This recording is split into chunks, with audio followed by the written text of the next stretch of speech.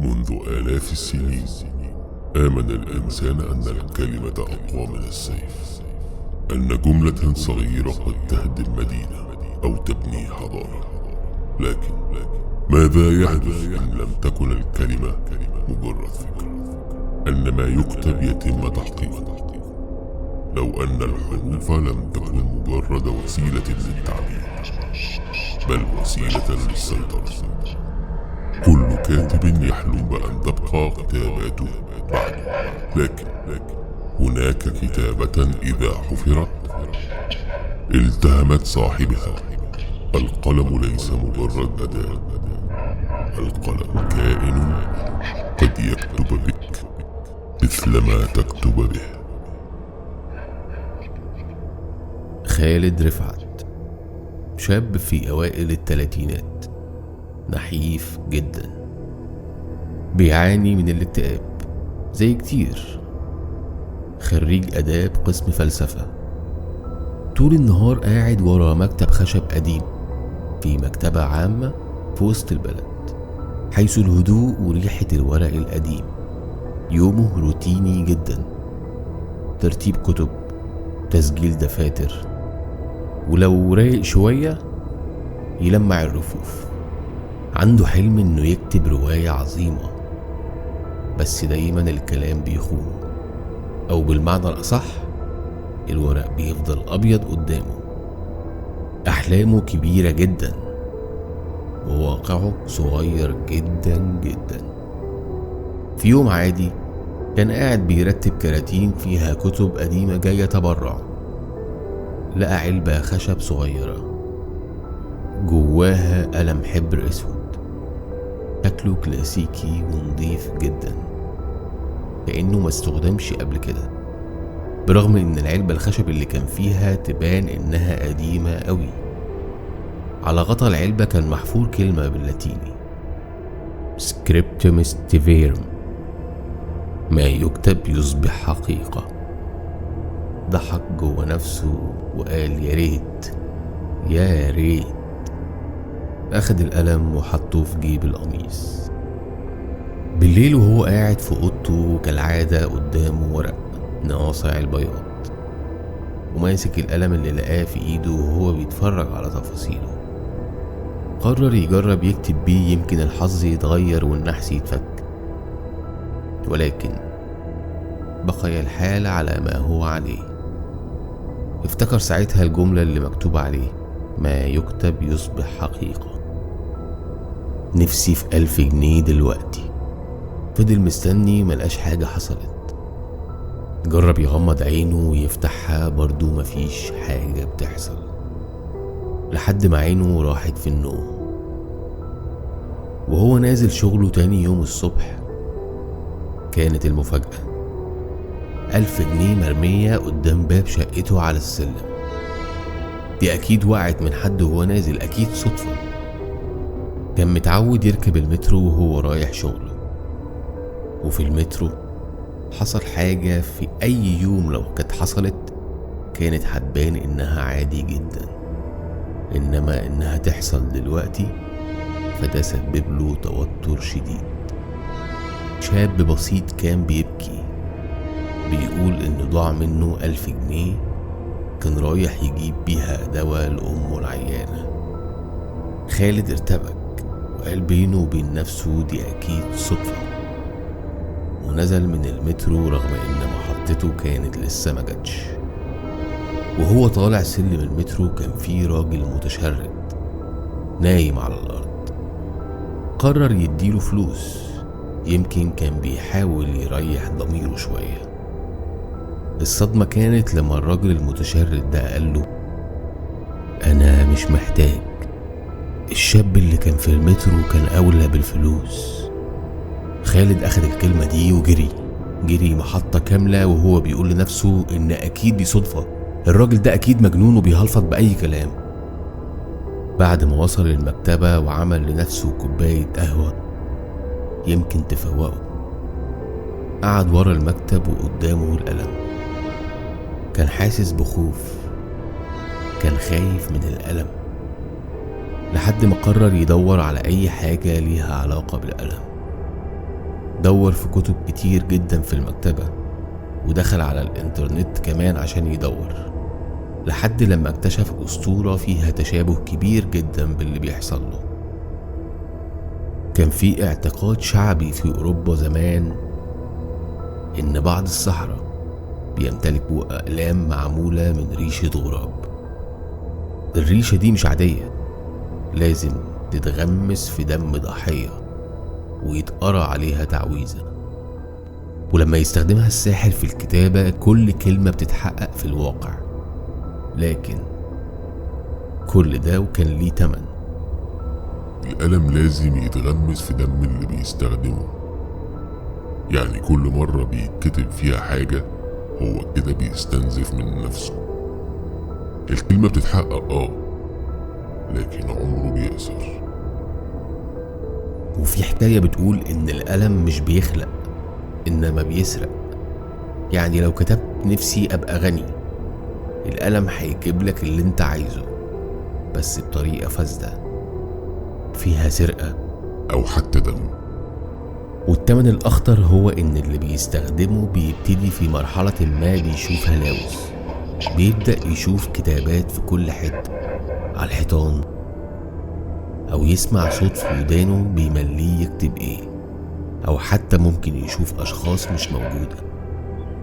وبرغم إن كل اللي قراه خالد ده مجرد أساطير وخيالات، إلا إنه كان متوتر، بس في نفس الوقت الفضول كان مليه وكان نفسه يكتب بالقلم.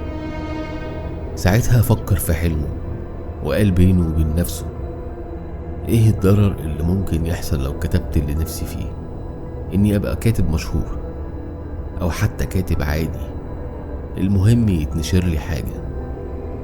كتب الجملة وساب القلم في هدوء على المكتب، وكانت ايده بتترعش من الخوف.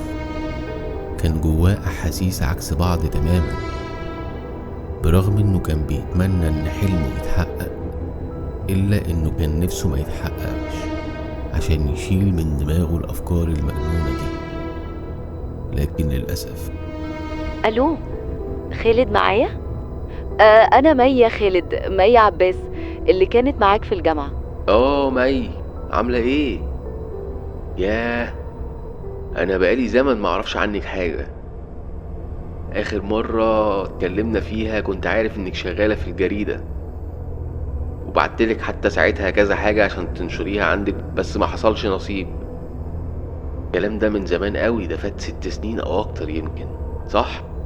ما تزعليش من سؤالي يا مي، بس هو ايه اللي فكرك بيا دلوقتي؟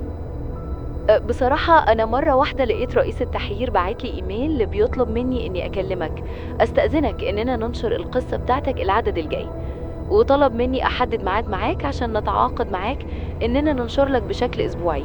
إيه رأيك؟ موافق طبعا. أنا كنت ناسي أصلا إني باعت حاجات ليا للجريدة عندك. حاجة غريبة قوي، بس إيه الصدفة دي؟ بصراحة أنا كمان استغربت عشان فات سنين على ده، وكمان لحد آخر وقت كان في بنت ممتازة بتكتب في العمود ده، بس فجأة حصل مشكلة معاها ومشوها من الشغل. مكتوب لك بقى يا عم خالد، بكرة تبقى مشهور وتتنطط علينا. خالد قفل المكالمة وهو طاير من الفرحة، بس الفرحة ما كملتش لما لقى الراجل المتشرد واقف ورا الفاترينا بيراقبه. جري ناحيته بس الراجل كان اختفى كأنه ما كانش موجود أصلا. افتكر ساعتها الأسطورة اللي قرأ عنها وعن الهلاوس اللي بتحصل لصاحب القلم الملعون. كانت ايده بترتعش من الخوف، من الفرحة. هو أخيرا هيتنشر له حاجة. بص ناحية القلم اللي سايبه على المكتب، حس كأنه بيبص له، كأنه بيبتسم. اليوم ده مشي من المكتبة بدري، كان عايز يحتفل في الكافيه اللي جنبه. طلب قهوة وفتح الأجندة بتاعته، كتب لأول مرة من غير ما يتعب. الأفكار والكلمات بتترص قدامه بشكل تلقائي جدا، لدرجة إنه حس إن مش هو اللي بيكتب. إيده بتتحرك أسرع من دماغه، وبعد ساعة لقى نفسه كاتب مقال كامل عنوانه الذين يكتبوننا. رفع عينه من على الورق، لقى الراجل المجنون قاعد في الطرقة بره الكافيه، نفس الراجل بنفس العيون الزايغة. ولما لمح خالد ابتسم له ابتسامة مش طبيعية، كشفة عن صف اسنانه اللي ناقص. رفع ايده وكتب على الازاز حاجة بصباعه. خالد اتجمد مكانه، قلبه دق بسرعة جدا. غمض عينه وفتحها، كان الراجل اختفى. الغريب انه وهو خارج من الكافيه بص على الازاز مكان ما المتشرد كان واقف، لقى مكتوب: بلاش، خلي بالك. الايام اللي بعدها اتغيرت بسرعة. المقال اتنشر، عدى يوم والتاني وفجأة اتفتح معاه باب رزق. جورنال تاني كلمه وعرضوا عليه فلوس محترمة. مدير مكتبة الجامعة كلمه على محاضرة عن الفلسفة والكتابة، والفلوس بقت تدخل من كل ناحية. هدوم جديدة وشقة أنضف، وحتى مي اللي بقاله سنين ما سمعش صوتها رجعت تكلمه بشكل يومي. كان كل ما يدخل بيته يلاقي كلمات منقوشة على الحيطان. مرة يلاقي كلمة بالإنجليزي رايت، مرة يلاقي مكتوب اكتب، ومرة بحروف غريبة مش فاهمها. في البداية افتكرها خيالات، واحدة واحدة بدأت تجيله حالات هوس، يمسح في الحيطان ويغسل في الأرضيات، بس تاني يوم يلاقي الكلمات موجودة لسه. في ليلة من الليالي وهو نايم صحي على صوت خربشة جاية من المكتب. قام مفزوع، لقى كلمة متكررة كتيرة جدا: جعان. خالد رجع خطوتين لورا، وبعدها فجأة وقع على الأرض. الورقة فضلت بيضة إلا من الكلمة السوداء اللي محفورة فيها: جعان. من بعدها خالد ابتدى يسمع صوت مش عالي زي همس، بس في أغلب الأوقات كان الصوت ده بيقوله: اكتب اكتب اكتب اكتب اكتب اكتب اكتب اكتب اكتب اكتب اكتب. كتب قصة قصيرة. تاني يوم اتصل بيه ناشر، كان عايز يجمع مقالاته في كتاب. بعدها اتصلوا بيه من لجنة أدبية يرشحوه لمسابقة. كل مرة كان بيكتب فيها كان بيكسب، لكن كل مرة بيصحى الصبح أضعف، وشه بيصفر ووزنه بينزل. والأغرب إن كان كل لما يبص في المراية يلاقي أثر خط أسود رفيع بيمتد في عروقه. وفي عز المجد ده ظهر المتشرد تاني. المرة دي ما كانش في المترو ولا في الشارع، ظهر في قاعة المحاضرة اللي خالد واقف فيها على المسرح. الجمهور كان بيسقف وهو مبتسم، لكن خالد شافه واقف آخر القاعة مبتسم ابتسامة غريبة جدا. ولما خلص خالد كلامه شاف المتشرد بيشاور له على القلم اللي في جيبه، وبعدها شاور على رقبته. خالد حس نفسه مش قادر يتنفس، وقع من على المسرح. الجمهور اللي كان بيسقف صرخ، لكن وهو واقع لمح حاجة غريبة جدا. وش المتشرد كان هو نفسه، نسخة أكبر، مشردة مرهقة عيونها مطفية. صحي بعدها في بيته، مش فاكر ازاي رجع ولا فاكر أي حاجة. القلم محطوط على المكتب، والحيطان كلها مليانة جملة واحدة: انت المكتوب. خالد جات له حالة غريبة جدا، جاب قماشها وقعد يمسح في الكلمة اللي مكتوبة على الحيطة. ساعتها جه صوت في ودانه: جرب تكتب كلمة أخيرة عشان تنهي كل ده.